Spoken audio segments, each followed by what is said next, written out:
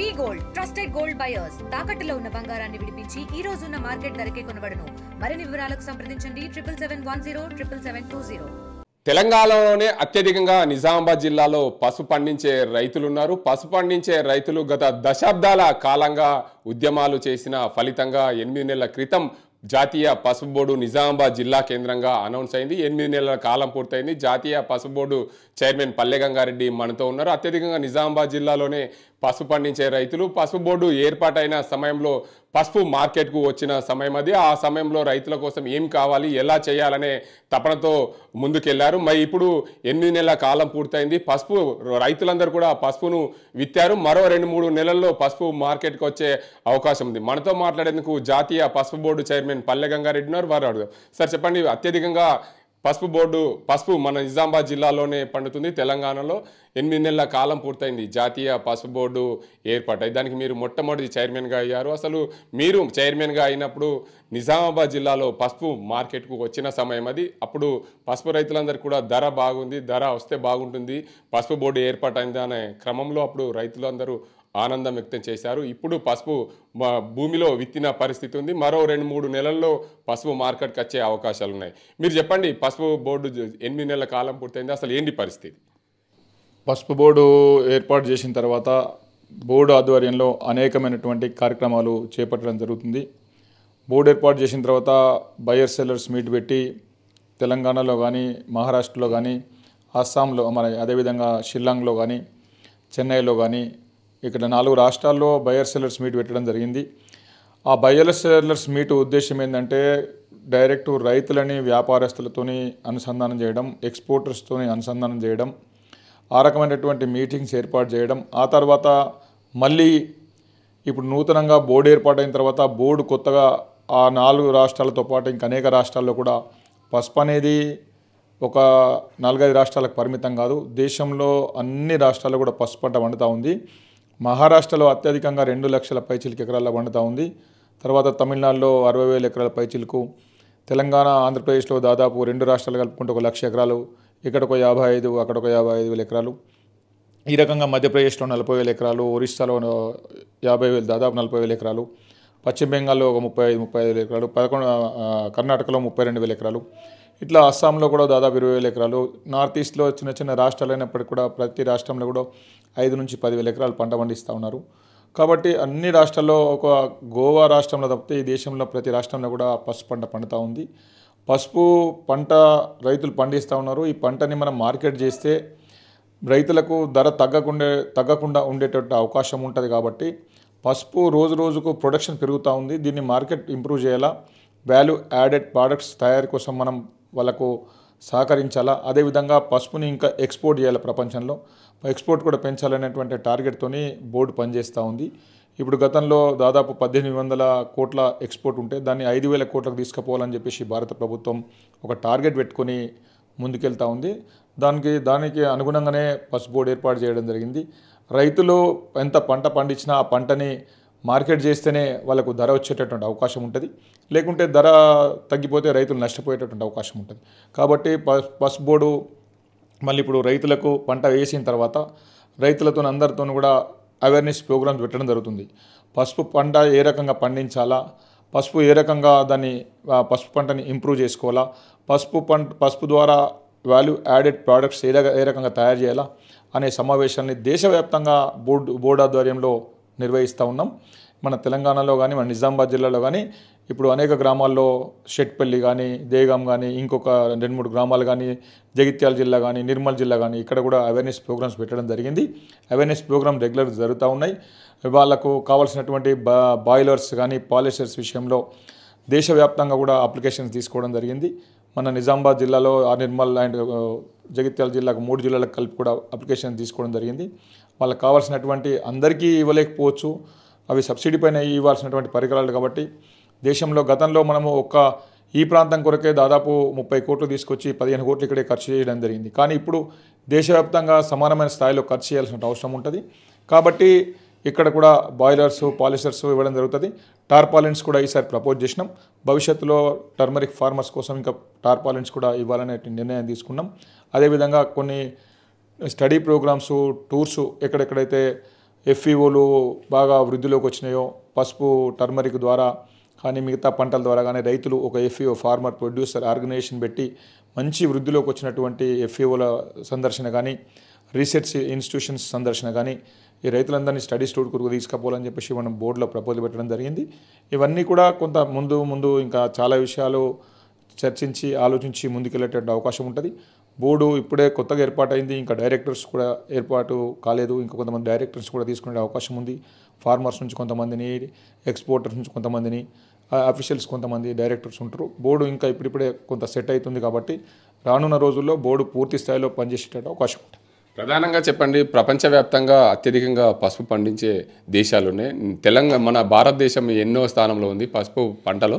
మన భారతదేశంలో ఎన్ని వేల ఎకరాలు పసుపు పండే అవకాశాలు ఉన్నాయి? ప్రపంచంలో అత్యధికంగా పసుపు పండించేటటువంటి దేశం భారతదేశమే. ఇంకా 4-5 దేశాలలో కూడా పసుపు పండుతుంది. మన దేశం దాదాపు 68% ప్రపంచం వాడుతున్నటువంటి పసుపుని భారతదేశమే 68% ఎక్స్పోర్ట్ చేస్తూ ఉంది. ఇంకా మిగతా దేశాలు కూడా పసుపు పండుతుంది. కానీ మన దేశంలో కొంత నాణ్యమైనటువంటి పసుపు, మన ఆర్మూర్ పసుపు కూడా గల్ఫ్ దేశాల్లో కూడా మంచి డిమాండ్ ఉంది. అదేవిధంగా పసుపు అనేది దాదాపు ఒక 33 రకాల పసుపు ఇలా సాగులో ఉన్నాయి. ఆ 33 రకాల్లో ఒక్కొక్క ప్రాంతానికి ఒక్కొక్క వెరైటీ అనుకూలంగా ఉంది. దానికి అనుగుణంగానే రైతులు కూడా ఆ రకమైనటువంటి వెరైటీలనే సాగు చేస్తూ ఉన్నారు. ఇలా మన నిజామాబాద్ కానీ, జగిత్యాల కానీ, నిర్మల్ కానీ ఈ 3 జిల్లాల్లో తెలంగాణ ప్రాంతంలో ఎక్కువగా ఎర్రగుంటూరు అనేటువంటి వెరైటీ, దాన్ని ఇప్పుడు ఆర్మూర్ వెరైటీగా ఉంటుంది. దాన్ని జియో ట్యాగ్ కోసం అప్లై చేయడం జరిగింది. ఆర్మూర్ వెరైటీకి మంచి ఈల్డింగ్ వస్తుంది, అదేవిధంగా వెయిట్ వస్తుంది, మంచి కలర్ ఉంది. కాబట్టి గల్ఫ్ దేశాల్లో ఆర్మూర్ వెరైటీకి మంచి డిమాండ్ ఉంది.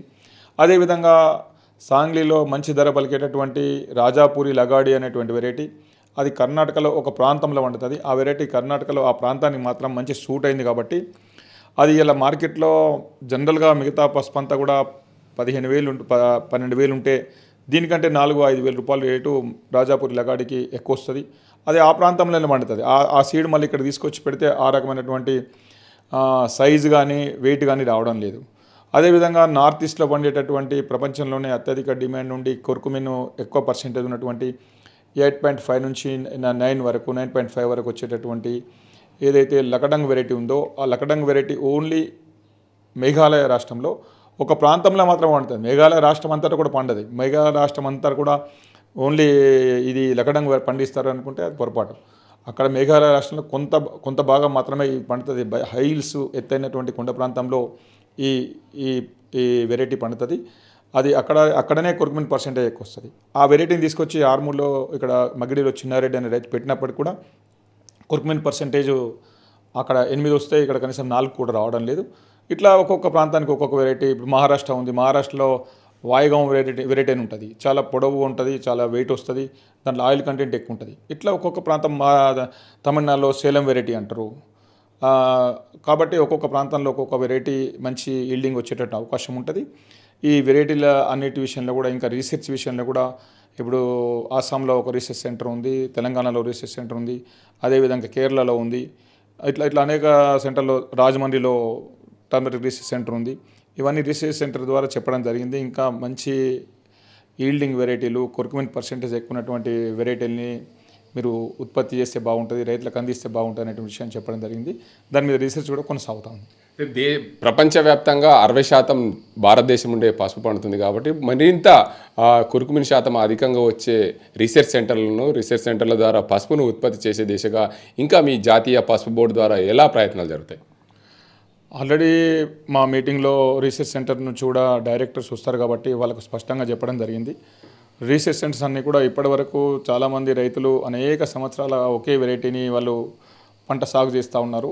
ఇంకా దానికి ఇంప్రూవ్డ్ వెరైటీస్గా ఇంకా దానికంటే ఎక్కువ ఈల్డింగ్ వచ్చే వెరైటీ, దానికంటే ఎక్కువ మంచి కలర్ ఉండే వెరైటీ, దానికంటే ఎక్కువ ఇంకా కొర్కుమిన్ పర్సెంటేజ్ ఎక్కువ ఉండే వెరైటీలు రైతులకు అందిస్తే బాగుంటుంది అనేటువంటి విషయాన్ని మేము మీటింగ్లో సైంటిస్టులకు స్పష్టం చేయడం జరిగింది. రీసెర్చ్ సెంటర్స్ నుంచి వచ్చినటువంటి డైరెక్టర్స్ స్పష్టం చేయడం జరిగింది. రేపు భవిష్యత్తులో మేము ఇంకా ప్రయత్నం చేస్తున్నాం. కొన్ని వెరైటీలు పైప్ లైన్లో ఉన్నాయి, మేము అదే ప్రయత్నంలో ఉన్నామని చెప్తా ఉన్నారు సైంటిస్టులు కూడా. ఆ రకంగా వాళ్ళని మోటివేట్ చేయడం జరుగుతుంది. బోర్డు ఆ రకంగా కూడా మనం వాళ్ళతో టైఅప్ చేసుకొని సహకరించాలని చెప్పి నిర్ణయం కూడా తీసుకోవడం జరిగింది. రేపు భవిష్యత్తులో ఇంకా అనేక రకాలుగా బోర్డు కార్యక్రమాలు చేపడుతుంది. దానికి అనుగుణంగానే రైతుల ప్రయోజనాలకు అనుగుణంగానే బోర్డు ముందుకెళ్తుంది. ఇటీవల కాలంలో నిజామాబాద్ వ్యవసాయ మార్కెట్లో పసుపు అమ్మకాలు కొనుగోళ్లు ముగిసిన తర్వాత ట్రేడర్ల దగ్గర ఏదైతే పసుపు ఉన్నదో ఆ పసుపుని ఆన్లైన్లో ట్రేడింగ్ చేసే క్రమంలో అవకతవకలు జరిగాయి. అయితే నిజామాబాద్ వ్యవసాయ మార్కెట్కి చెడ్డ పేరు తెచ్చే దిశగా ప్రయత్నాలు జరిగాయి. దానిపైన మీరు ఎలా స్పందిస్తారు? అసలు ఆ ట్రేడింగ్ చేసే వారిని లైసెన్స్లు ఏమైనా రద్దు చేసే అవకాశాలు ఉంటాయా?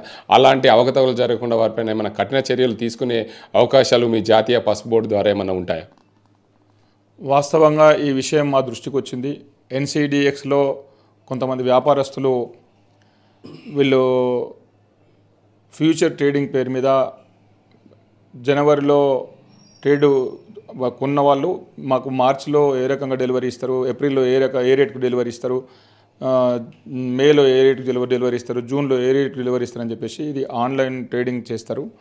దీంట్లో పసుపు వాళ్ళు కొన్ని పారామీటర్స్ ప్రకారం పసుపు వాళ్ళు ఎన్సిడిఎక్స్ ద్వారా ఈ వ్యాపారస్తులకు అందించాల్సింది ఉంటుంది. దాని మీద చెకింగ్ కూడా ఉంటుంది.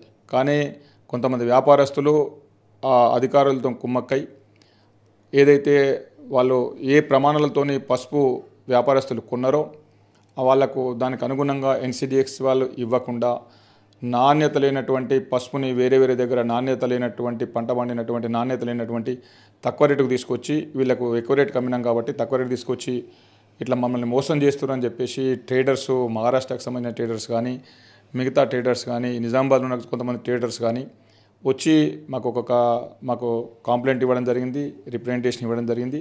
దానికి అనుగుణంగా మేము పైకి కూడా ఆ లెటర్ని ఫార్వర్డ్ చేయడం జరిగింది. వాళ్ళు దీన్ని తొందరగా సమస్య పరిష్కారం చేసుకోమని చెప్పి సూచించడం జరిగింది.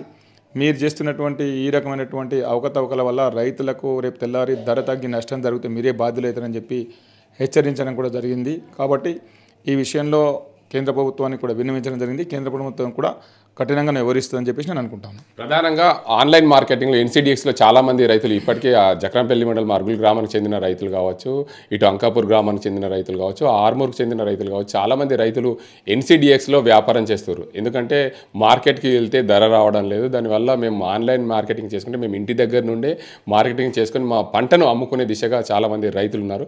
ఇలాంటి వ్యాపారస్తులు అవకతవకలు పాల్పడ్డప్పుడు ఆ రైతులకు కొంచెం ఇబ్బంది అవుతుంది కదా. వాస్తవంగా ఎన్సిడిఎక్స్ వాళ్ళతో నేను మేనేజర్స్తో కూడా మాట్లాడింది. బాంబే నుంచి వాళ్ళ మేనేజర్ కూడా నాకు ఫోన్ చేసి చెప్పడం జరిగింది. మీ ఎన్సిడిఎక్స్లో మీరు అమ్మినటువంటి సరుకు నాణ్యత లేదనేటువంటి విషయంలో ఫిర్యాదు వచ్చింది. కాబట్టి మీరు వెంటనే దాని విషయంలో వాళ్ళతో కూర్చొని మాట్లాడి వాళ్ళకి ఏ పారామీటర్స్ ప్రకారం మీరు ఏ రకమైన నాణ్యతతో పసుపు వాళ్ళకి ఇచ్చిండ్రో, మీరు ట్రేడింగ్ చేసిండ్రో ఆ రకమైన పసుపు అందించాల్సిన అవసరం ఉంటుంది. మీరు ఈ రకంగా చేస్తే ఇది చాలా తప్పు పని అని చెప్పేసి మేము స్పష్టంగా చెప్పడం జరిగింది. వాళ్ళు దాన్ని సరి చేసుకుంటామని చెప్పడం జరిగింది. రేపు ఈ విషయాన్ని మేము ప్రభుత్వం దృష్టి కూడా కేంద్ర ప్రభుత్వం దృష్టి కూడా తీసుకెళ్ళడం జరిగింది.